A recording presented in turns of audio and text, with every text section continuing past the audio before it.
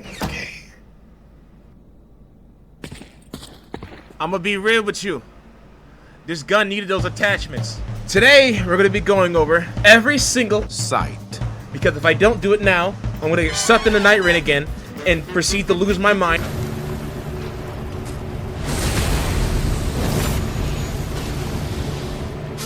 No! This scope right here is probably the best one that this gun has. I'm not gonna lie. It's good if they're oh my god. I'm already stuttering. It's good if they're too far away. You can walk a little closer, you'll have good sight on them. If they're too close, it's 1.5, you'll got good sight on them. If they're like right in the middle ground, it's perfect. It's like I'm sorry, all around, it's perfection. Alright, now we get to the Reflex sight. It's a typical red dot sight. You know, it's early to unlock. The Mark II shows up a bit later. Both give you a clean, clear view, which is great for keeping an eye on what's around you when you're aiming.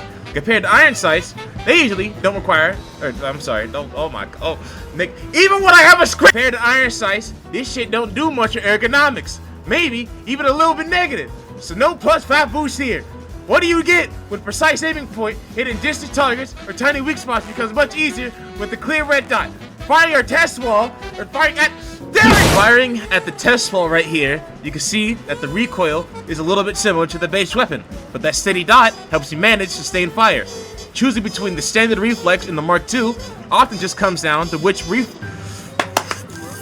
reticle style you like better, or slight differences in what you see around the sight. Neither will massively change the Dominator's core recoil, but they offer a much clearer aiming solution than irons for a lot of divers. There! Oh my god! Speaking of iron sights, the iron sight on the Jar-5 Dominator gives you the biggest ergonomics boost of any sight, a solid +5 ergonomics. What this basically means is that in practice, the gun feels noticeably snappier.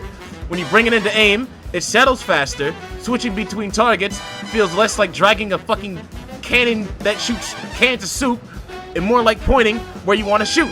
Against the wall, the recoil pattern.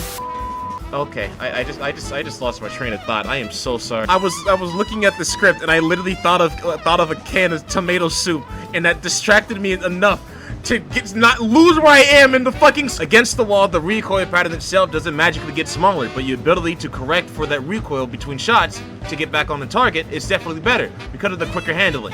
So basically, if you value speed and quick target acquisition, especially in close to medium fights, basically for fighting bugs with the Dominator because there's something wrong with you, where zoom isn't a big deal, the iron sights are a pretty good pick. You lose the pinpoint accuracy of a reticle at range, but you also gain serious handling edge.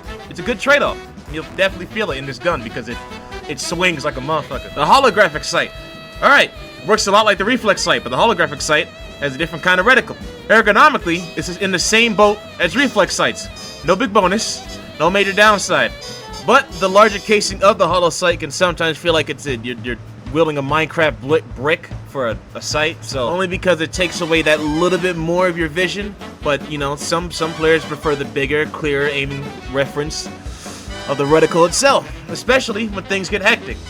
Performance-wise, it's pretty much on par with the Reflex sight. The choice is mostly about looks and what reticle your eyes track best under pressure. Basically, when you're getting shot at by 12,000 things.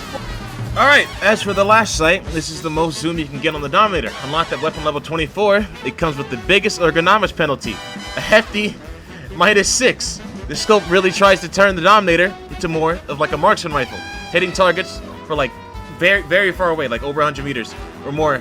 You know, it's a lot more doable with the scope. What? Why did I? However, that -6 is really noticeable because the weapon is slower to bring up and switching targets is a bit of a pain to do. Also, whenever you shoot with the gun, because of the recoil, the scope kicks you in the fucking mouth. Basically, if you want to use this scope and take careful, patiently timed shots with this gun and use it like a marksman rifle, go right ahead. Me personally, I wouldn't do it. And just like that, that brings us to the end.